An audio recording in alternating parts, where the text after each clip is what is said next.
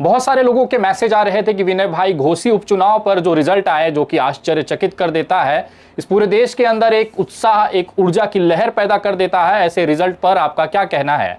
जमीनी स्तर पर जाकर वहां पर विश्लेषण करके बताइए कि आखिर ऐसा क्या हुआ कि रातों रात घोसी की जनता ने सुधाकर सिंह को राजा बना दिया और जो भारतीय जनता पार्टी दिल्ली से लेकर लखनऊ तक सत्ता में है उसे सड़क पर मुंह घसीटने पर मजबूर कर दिया। मैं भी ये सोच रहा था कि आखिर ऐसे कैसे हो सकता है कि पूरी प्रशासनिक ताकत लगने के बावजूद भी ऐसा जमीनी स्तर पर क्या हुआ जिसकी वजह से समाजवादी पार्टी के उम्मीदवार सुधाकर सिंह जीत गए। लोगों का यह भी कहना है कि ओम प्रकाश राजभर, जो कि राजभर समाज से आते हैं, उनके पास पूर्वांचल में राजभरों का अच्छा वोट बैंक है, उसके बाद भी कैसे घोसी उपचुनाव में वो सफल नहीं हो पाए। जिस तरह से उनकी बयानबाजी थी, दरअसल ये चुनाव धीरे धीरे ओम प्रकाश राजभर वर्सेस अखिलेश यादव हो चुका था। इसमें सुधाकर सिंह और दारा सिंह चौहान का तो नाम ही नहीं लिया जा रहा था। लेकिन ऐसा क्या गुड़ागड़ित हुआ, ऐसा कौन सी कार्रवाइयां हुई जिसको लेकर घोसी में इतना आश्चर्यचकित कर देने वाला रिजल्ट आया? सबसे पहले मैं घोसी विधानसभा के उन तमाम मतदाताओं को नमन करता हूं जिन्होंने इस पूरे प्रशासनिक राजनीतिक दबाव के बावजूद भी सत्य के साथ खड़े रहे और सुधाकर सिंह जैसे उम्मीदवार जो कि जमीनी स्तर पर जुड़े हुए हैं उनको जिताकर भारतीय लोकतंत्र के अंदर एक विश्वास की लहर पैदा की। मैं उन तमाम घोसी की जनता को धन्यवाद करता हूं कि उन्होंने इस नफरतकारी और विध्वंसक ताकतों के सामने घुटने नहीं टेके और देश को बता दिया जाए कि अगर एक साथ, एकजुटता के साथ, एक हाथ पकड़कर एक साथ खड़ा रहा जाए तो शायद बदलाव मुमकिन है। लेकिन आंकड़े क्या कहते हैं? क्या वाकई में राजभर जी का जो जमीन है, राजभरों का जो वोट बैंक है वो खिसक गया है? ऐसे क्या फैक्टर थे, ऐसे क्या आंकड़े थे जिसकी वजह से सुधाकर सिंह वहां पर जीत गए और भारतीय जनता पार्टी हार गई? मैं ये बातें इसलिए भी कह रहा हूं, या आपके मन में भी ये सवाल होगा कि जिस तरह से पुलिस ने मतदान से पूर्व वहां पर कार्रवाइयां की, वो उसको देखते हुए तो यही लग रहा था कि भारतीय जनता पार्टी बहुत आसानी से वहां पर सीट जीत लेगी, क्योंकि जिसके हाथ में 200-300 वोटों का एक मतदान का एक जिम्मेदारी थी, यानी कि विपक्ष के वो चेहरे, यानी कि समाजवादी पार्टी और उससे संबंधित तमाम वो चेहरे जो भाजपा के विरोध में वोट दिला सकते थे, ऐसे लोगों को रेड कार्ड दिए गए ताकि उनको मतदान करवाने से रोका जा सके। बहुत सारे ऐसे लोगों को गिरफ्तार कर कर अलग जगह ले जाकर नजरबंद कर दिया गया। मदरसों में, मस्जिदों में और खासतौर पर मुसलमान इलाकों में जा जाकर प्रशासनिक अधिकारियों ने दबाव बनाया कि आपको कोई भी किसी भी तरीके से मतदान के लिए नहीं निकलना है। लेकिन ये सब के बावजूद भी समाजवादी पार्टी को इतना बम्पर वोट पड़ा। न केवल बम्पर वोट पड़ा, समाजवादी पार्टी ने इतिहास रचते हुए ये सीट को वापस अपने पाले में ले लिया। उस समय जब पूरा प्रशासनिक और राजनीतिक तंत्र समाजवादी पार्टी और घोसी विधानसभा के अंदर बहुत तीव्रता के साथ तानाशाही पूर्वक तरीके से ये चुनाव जीतना चाहता था। ऐसा क्या हुआ, आंकड़े क्या कहते हैं, उसी को लेकर एक छोटा सा विश्लेषण मैं आपके सामने पेश करने जा रहा हूं, जिसमें आपको पता चलेगा कि किस जाति ने किसे वोट दिया और ऐसे क्या फैक्टर थे जो समाजवादी पार्टी के पक्ष में चले गए। लेकिन शुरुआत करने से पहले जब भी आप किसी आंकड़े की तुलना करेंगे तो उसके लिए एक दूसरा आंकड़ा भी आपके पास होना चाहिए। तो हमने आधार बनाया 2022 मार्च के उत्तर प्रदेश के विधानसभा चुनाव में घोसी में मतदान हुआ। आपके स्क्रीन पर जो ये फोटो दिखाई दे रहा है, दरअसल ये चुनाव के रिजल्ट जो कि उत्तर प्रदेश विधानसभा चुनाव 2022 के हैं। ये घोसी विधानसभा की वो सीट है जिसपे सुधाकर सिंह अभी कुछ घंटे पहले ही जीते हैं। अगर इस पे आप नजर डालेंगे तो आपको पता चलेगा कि समाजवादी पार्टी ने उस समय दारा सिंह चौहान को टिकट दिया था और उस समय उनको जो ईवीएम पे वोट पड़े थे वो पड़े थे 1,07,347 वोट। उसके बाद भारतीय जनता पार्टी के उम्मीदवार को उस समय जो वोट पड़ा था वो पड़ा था 85,894। बसपा ने भी अपना उम्मीदवार उतारा था, उनका नाम था वसीम इकबाल उर्फ चुन्नू, जो कि एक मुस्लिम प्रत्याशी थे। बसपा की टिकट पे उन्होंने चुनाव लड़ा था और जो वोट पड़े थे उनको ईवीएम के अंदर वो 53,953 वोट पड़े थे। मतलब अगर आप टोटल ईवीएम के अगर वोटों की आंकड़ों की संख्या की बात करें तो उस समय 2,55,135 वोट पड़े थे, जिसमें कि दारा सिंह चौहान जो कि समाजवादी पार्टी के कैंडिडेट थे वो ये चुनाव जीत गए थे। 2,55,000 वोट पिछली बार पड़े थे और इस बार अगर आप देखेंगे तो 2,17,387 वोट पड़े। दरअसल 40,000 वोट पिछली बार के हिसाब से कम पड़े। इस बार परसेंटेज भी करीबन 50 के आसपास ही था। टोटल मतदान जो हुआ वो 50% के आसपास हुआ, जिसकी वजह से ये आंकड़ा 2,17,387 वोटों तक पहुंचा है। ये तो हो गया मोटा मोटा आंकड़ा कि इतने वोट पिछले चुनाव में और इस चुनाव में मिले थे। लेकिन अगर मैं बूथ वाइज जानकारी दूं तो आप हैरान हो जाएंगे, क्योंकि जातियों के हिसाब से गांव बटे हुए थे। जिस गांव में जिस बूथ पर जिस जाति का प्रभुत्व था वहां पर कौन सी सीटें जीती। 455 से ज्यादा बूथों का मैंने एनालाइज किया। चुनाव आयोग के अधिकृत वेबसाइट से मैंने जानकारी मांगी। हर एक बूथ की जानकारी को पिछले 2 दिनों से मैं टैली कर रहा हूं और उसके बाद जो आंकड़े निकल के आए हैं वो कहीं ना कहीं दिखाते हैं कि किस जाति का वोट किस तरफ झुका है और उसका असर इस विधानसभा पे क्या हुआ है। तो आइए मैं आपको दिखाना चाहता हूं कि घोसी विधानसभा के इस उपचुनाव में किस जाति ने किसे वोट किया, क्योंकि ये जो आंकड़े हैं बहुत ही सटीक है। अगर इन आंकड़ों को आप एक कागज पर नोट करेंगे तो आपको पता चलेगा कि इस आंकड़ों के पूरे अंत में जो टोटल आंकड़ा बन रहा है वो 2,17,000 वोटों का ही बन रहा है। मतलब जो मैंने बूथ लेवल एक टोटल आंकड़े निकाले हैं जिससे विश्लेषण कर मैं ये वीडियो में दावे के साथ आपको बता रहा हूं कि किस जाति ने किसे वोट दिया है, उसका पूरा सटीक विश्लेषण आपको इसके अंदर देखने मिलेगा। अगर इसको आप बहुत ज्यादा प्रासंगिक बनाना चाहते हैं, बहुत ज्यादा सटीक बनाना चाहते हैं तो एक कागज और कलम ले लीजिए और जो चीजें मैं कह रहा हूं उसे नोट करके अपने आप खुद मोबाइल पर टाइप करके टोटल मान लीजिए। आपको समझ में आ जाएगा कि ये आंकड़े और ये विश्लेषण जो मैं बता रहा हूं कितने सटीक हैं। सबसे पहले ऊपर लिखिए कि इस बार टोटल जो चुनाव में मतदान हुए थे वो कितने हुए थे।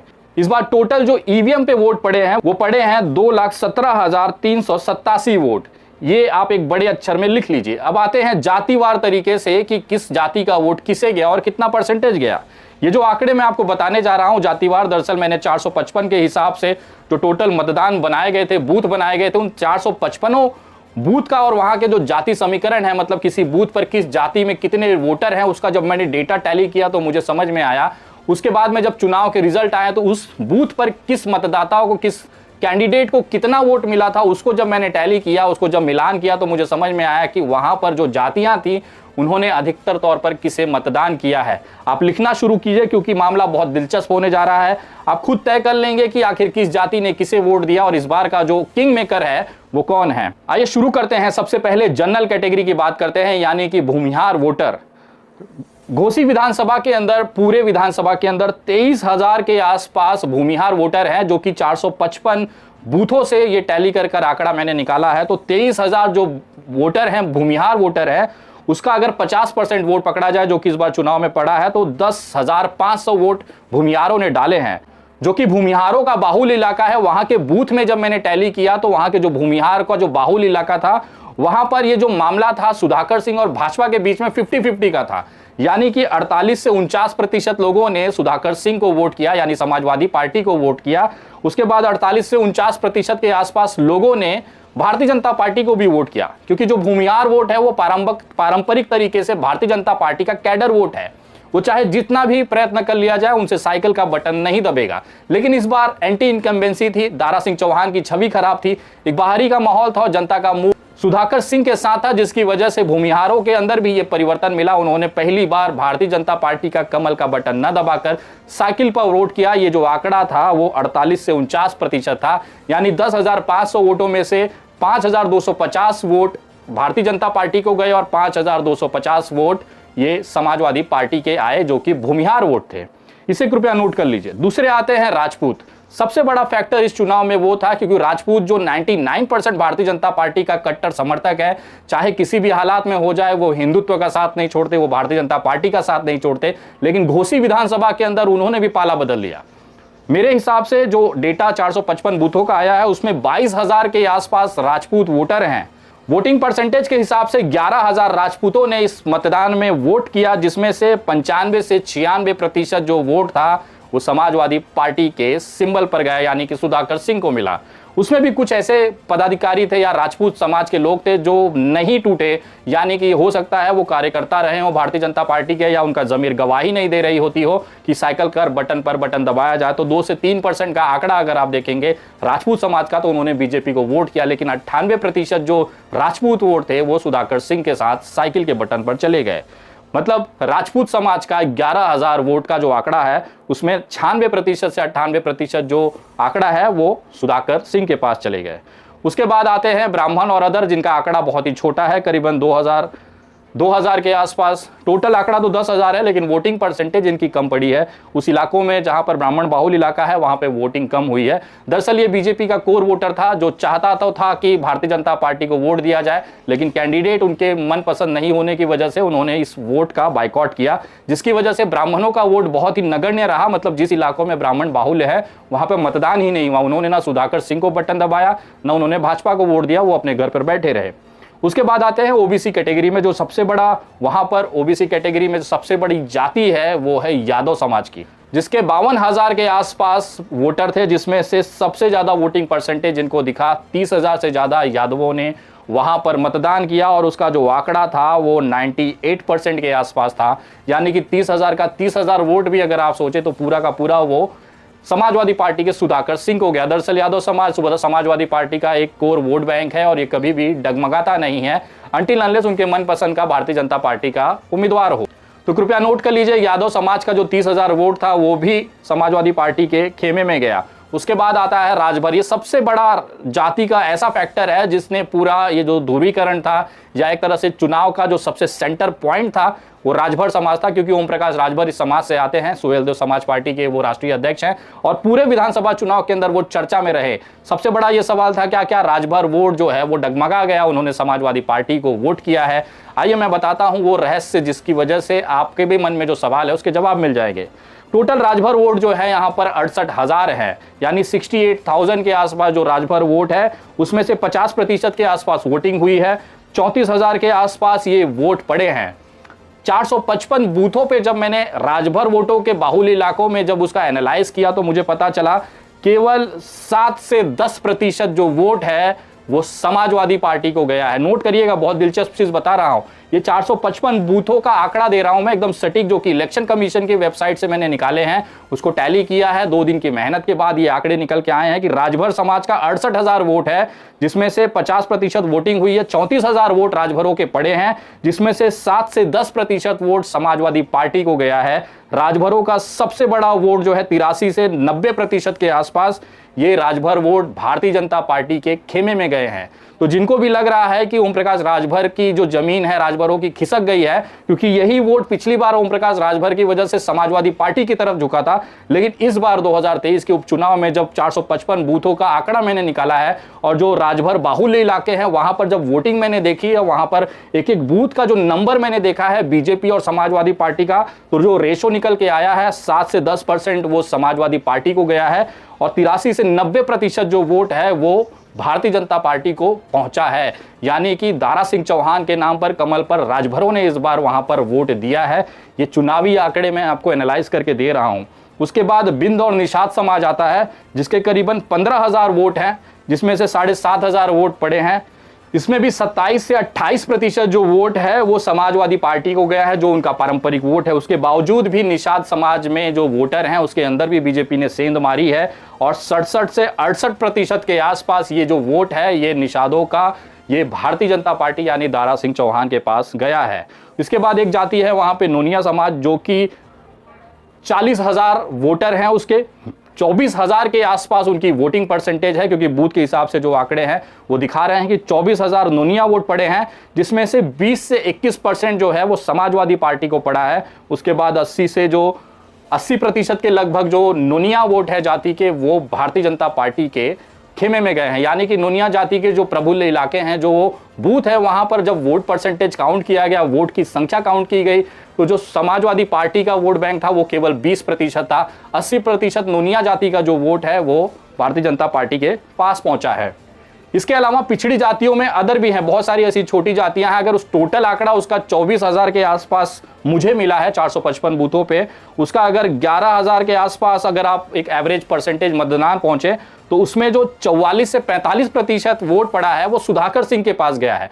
मतलब यादव, राजभर, नोनिया, बिंद और निषाद को छोड़कर जो अन्य पिछड़ी जातियां हैं उसके अंदर जो 24,000 मतदाता थे, जिसमें से 50% वोटिंग के हिसाब से 11,000 का एवरेज मुझे 455 बूथों पे मिला है, उसको देखते हुए 44 से 45% ये वोट जो अदर ओबीसी के वोटर हैं उनका वोट समाजवादी पार्टी को गया है और 46 से 47% ये भारतीय जनता पार्टी के पास भी आया है।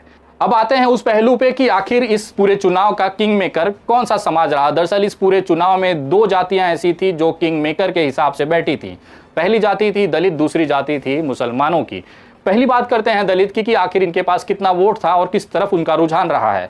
मैं चौंक गया जब ये आंकड़े मैंने देखे कि दलित समाज का कोई भी वहां पर उम्मीदवार नहीं था। बसपा ने कोई उम्मीदवार वहां पर नहीं दिया था। उनको स्वतंत्रता के हिसाब से चुनाव करना था कि दलित जो वोटर है, मतदाता है, वो अपने हिसाब से चाहे जिसे वोट दे सकता है।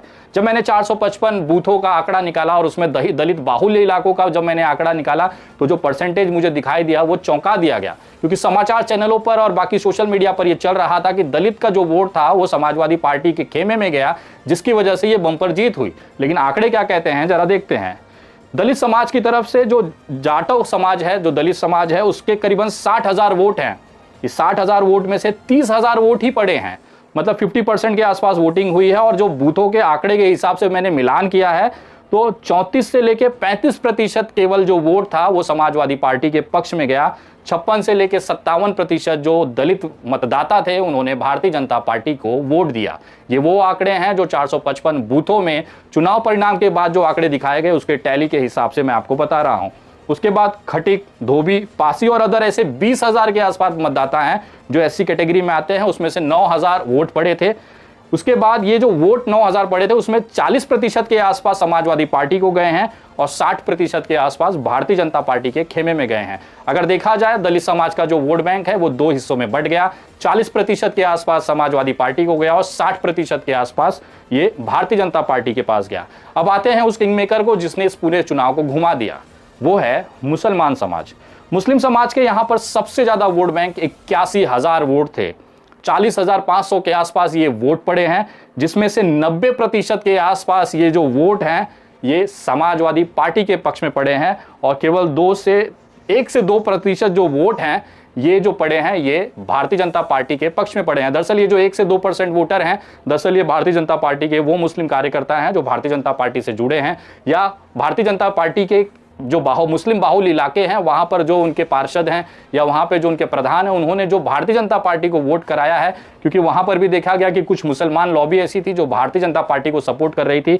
ये जो 1 से 2% का आंकड़ा है ये उनका मैंने पाया है कि यहाँ पर भी कुछ वोट वहां पर गए हैं।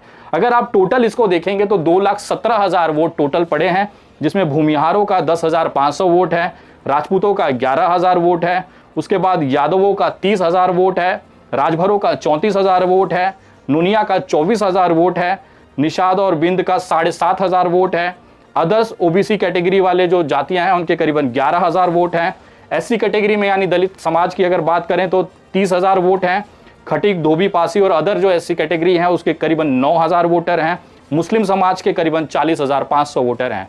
अगर आप इन सबको टोटल करेंगे तो 2,17,000 के आसपास आंकड़ा मिलेगा, जो कि इलेक्शन कमीशन का अधिकृत आंकड़ा है। ये जो मैंने परसेंटेज वाइज आपको बताए हैं ये वो आंकड़े हैं जो पिछले 2 दिनों से मैं एनालाइज कर रहा हूं, क्योंकि जब भी मैं कोई बातें रखता हूं तो तथ्यों के साथ रखता हूं। यहां पे आपको देखने की बात यह होगी कि भारतीय जनता पार्टी ने जिस तरह से तानाशाही करते हुए ये चुनाव जीतने का प्रयास किया, पुलिस को एक्टिवेट किया, खुलेआम उन्होंने दिखाया कैसे रेड कार्ड दिया जा रहा है, किसी को नजरबंद कर दिया जा रहा है। सबसे बड़ी गलती जो मुझे दिखाई दे रही है कि Bharatiya Janata party over confidence थी। कितने तानाशाही के बाद हम भी देखते हैं कि कैसे जीत पाते हैं। आइए मैं आपको एकदम दिलचस्प बात बताता हूं। भारतीय जनता पार्टी ये पूरी ताकत से ये चुनाव जीतना चाहती थी क्योंकि उनके सम्मान के लिए ये बड़ी प्रतिष्ठा की बात थी। लेकिन जब पुलिस प्रशासन और स्थानिक प्रशासन वहां पर एक्टिवेट था तो जब वोटिंग वाले दिन जिस जाति के लोगों को या जिस समुदाय के लोगों को पुलिस ने या प्रशासनिक लोगों ने भारतीय जनता पार्टी का वोटर समझकर वहां पर वोट डालने दिया, दरअसल उसने वहां पर वोट जाकर क्रॉस वोटिंग की, वो वोट जाकर भारतीय जनता पार्टी को न देकर समाजवादी पार्टी को दिया। कि ये गलतफहमी जो है वो प्रशासनिक तौर पर लोगों के अंदर थी कि जो वोटर जा रहा है ये भाजपा का वोटर है, इसे जाने दीजिए। जो समाजवादी पार्टी के वोटर थे उन्हें प्रताड़ित किया गया, रेड कार्ड दिया गया, नजरबंद किया गया, धमकियां दी गई। बहुत सारे सोशल मीडिया पे ऐसे वायरल वीडियो थे जिसके आधार पर ये बातें मैं कह रहा हूं। लेकिन जिसे पुलिस ने अपना मानकर या वोटर या प्रशासनिक ने अपना मानकर मतदान करने के लिए अलाउ किया, दरअसल ये पूरा खेला उन लोगों ने कर दिया। वो दिखाए तो ये थे कि हम जा रहे हैं भारतीय जनता पार्टी को वोट देने, लेकिन दरअसल दारा सिंह चौहान को लेकर जो नाराजगी थी उसको लेकर उन्होंने समाजवादी पार्टी के पक्ष में वोट दिया। सबसे चौंकाने वाला जो समुदाय है वो राजपूत समुदाय है, जो हमेशा से ये कहता था कि चाहे हम गर्दन कटवा लेंगे लेकिन कमल के बटन को छोड़कर हम कोई बटन दबा ही नहीं सकते। सुधाकर सिंह के चुनाव में ये पूरा जो परसेप्शन था ये बदल गया। सुधाकर सिंह के लिए करीबन 98% राजपूत समाज ने कमल का बटन छोड़कर साइकिल पर बटन दबाया, जो कि वही राजपूत समाज है जो अखिलेश यादव को जिहादी कहता है और मुलायम सिंह यादव को मुल्ला यम कहता है, यानी कि मुसलमानों का दूत कहता है। ये सारी चीजें अपनी जमीर को बगल रखकर, अपनी विचारधारा को बगल रखकर उन्होंने कमल का बटन छोड़कर साइकिल पर पता नहीं कैसे बटन दबाया। लेकिन ये जो करिश्मा है ये माननीय अखिलेश यादव का है। अखिलेश यादव के दिमाग को मैं सलाम करता हूं, क्योंकि उन्होंने जो सवर्णों के वोट बैंक, जो कि पारंपरिक तौर पर भारतीय जनता पार्टी का वोट बैंक है, उसमें उन्होंने बहुत सटीक तरीके से सुधाकर सिंह को कैंडिडेट बनाकर उसमें बड़ी सेंध लगाई है। और ये जो पूरा परसेप्शन बदला है ये केवल 3 समुदाय के आंकड़ों पर बदला है। जो इतनी बम्पर जीत हुई है वो केवल 3 समुदाय के सिर पर इसका मैं विजय देना चाहता हूं। पहला समुदाय है राजपूत का, जिसमें करीबन 98% राजपूतों ने खुलेआम घोसी के मतदाताओं को प्रभावित किया और उन्हें सुधाकर सिंह के लिए वोट कैंपेन चलाया और उनको वोट दिलाया भी गया अपने समाज से। दूसरी जाति है दलित समाज, जिनके पास कोई विकल्प नहीं था, वो 2 खेमे में बढ़ गए। 40% दलित थे, वो समाजवादी पार्टी को वोट किए। उसके बाद मुस्लिम परिवार का करीबन 99% वोट तो समाजवादी पार्टी के पास गया। ये तीनों आंकड़े जो दिखाते हैं वो कहीं ना कहीं ये दिखाते हैं कि किस तरह से ये 3 जातियों ने पूरे विधानसभा के वोट को बदल दिया और या एक तरह से पूरा जो हारी हुई बाजी थी उसे जीत कर बाजीगर के तौर पर ये उभरे हैं। अब आते हैं उस मुद्दे पर जिसे ये कहा जा रहा था कि इस पूरे चुनाव का जो सेंटर, जो आकर्षण का केंद्र थे वो ओम प्रकाश राजभर थे, तो क्या राजभर वोट उनसे छिन गया है? लेकिन आंकड़े ये कहते हैं कि आज भी जो राजभर वोट बैंक है वो ओम प्रकाश राजभर के साथ हैं, क्योंकि 455 मतदान केंद्रों पर वोटिंग जो बूथ हैं उस पर जब आंकड़े निकाले गए तो उसमें कहीं पर भी ओम प्रकाश राजभर का साथ छोड़ता हुआ ये राजभर समाज नहीं दिखाया दिया। पिछले चुनाव में ये जो राजपूत वोट थे वो भारतीय जनता पार्टी की तरफ थे, उस समय ये राजभर जो वोट थे वो समाजवादी पार्टी की तरफ थे। यही जो फेरबदल हुआ है इसकी वजह से ये आंकड़ा नील हुआ। लेकिन जो दलित समाज के 50,000 बसपा के पिछली बार के वोट थे, वही दलित और मुस्लिम वोट बैंक जो है इस बार सुधाकर सिंह के साथ जुड़े हैं, जिसकी वजह से ये 40,000 से ज्यादा का मार्जिन इस बार इनको मिला है। लेकिन सुधाकर सिंह के जीत के पीछे केवल इन आंकड़ों का ही खेल नहीं है, उसके पीछे जमीनी स्तर पर बहुत सारी ऐसी चीजें हैं, फैक्टर्स हैं, जिसकी वजह से ये चुनाव भारतीय जनता पार्टी के हाथ से निकलता गया। सबसे पहला फैक्टर जो मुझे समझ में आया इस पूरे चुनाव के एनालाइज के दौरान वो था स्थानिक विरुद्ध बाहरी का जो एक लड़ाई था। सुधाकर सिंह वहां के स्थानिक नेता हैं, लोगों के अंदर अच्छी पकड़ है। दारा सिंह चौहान को बाहरी के तौर पर प्रोजेक्ट किया गया, जिसकी वजह से ये लड़ाई स्थानिक वर्सेस बाहरी के हिसाब से हो गई और ये सबसे बड़ा फैक्टर घोसी की जनता के दिमागों में बैठ गया। दूसरा जो सबसे बड़ा फैक्टर था वो सहानुभूति और एंटी इनकम्बेंसी, यानी कि विरोधी लहर। सहानुभूति जो था वो सुधाकर सिंह के पास में था और जो विरोधी लहर थी वो दारा सिंह चौहान के साथ में था। सुधाकर सिंह जो कि स्थानिक नेता है उनके हिसाब से लोगों की सहानुभूति जुटी थी, लेकिन एक विरोधी लहर दारा सिंह चौहान के लिए थी, क्योंकि वो एक अवसरवादी नेता के तौर पर देखे गए कि जब उनको जहां मौका मिला उन्होंने पार्टियां को बदला, उन्होंने दल बदले, अपने मन के हिसाब से अपनी राजनीति की और बार बार उन्होंने पक्ष का जो दल बदलू पहलू है वो दिखाया है। लोगों के अंदर उसके खिलाफ एक विरोध लहर थी, जिसका खामियाजा इस चुनाव में उनको भुगतना पड़ा। तीसरा फैक्टर जो मुझे समझ में आया वो था निष्ठा और अवसरवादिता का। सुधाकर सिंह एक निष्ठावान समाजवादी पार्टी के कार्यकर्ता हैं, वो चुनाव जीते चाहे हारे, उन्होंने अपना कभी भी निर्णय नहीं बदला। वो लगातार सुधाकर सिंह जो थे वो समाजवादी पार्टी अखिलेश यादव के प्रति निष्ठावान रहे, जिसकी वजह से लोगों के अंदर उनकी एक इमेज बहुत ही पारदर्शी तरीके से, बहुत सकारात्मक इमेज लोगों के अंदर बनी थी। लेकिन दारा सिंह चौहान के साथ में इसका ठीक उल्टा था। अवसरवादिता के हिसाब से उनका नाम सबसे टॉप पे लिया जाता था। पहले भारतीय जनता पार्टी, फिर समाजवादी पार्टी, फिर भारतीय जनता पार्टी, फिर मंत्री बनने के लिए फिर चुनाव, रिजाइन, ये सारे जो फैक्टर्स थे ये अवसरवादिता के हिसाब से घोसी की जनता के दिमाग में बैठा था। उन्हें ये सवाल था कि क्या भरोसा है कि इस बार जीतेगा और पार्टी नहीं बदलेगा, तो काहे अपना वोट खराब करना, ऐसे वह अवसरवादी लोगों को बगल करिए। और जो निष्ठावान है, अपने पार्टी के प्रति कट्टर है, जो कभी भी टिकट कटने के बाद भी पार्टी नहीं छोड़ता, ऐसे निष्ठावान सुधाकर सिंह को हमें जिताना है। वहां पर चुनाव में ये फैक्टर हमें देखने के लिए मिला है। चौथा जो सबसे महत्वपूर्ण कारण था कि जमीनी जो भाजपाई कार्यकर्ता है उसका अनदेखी किया गया।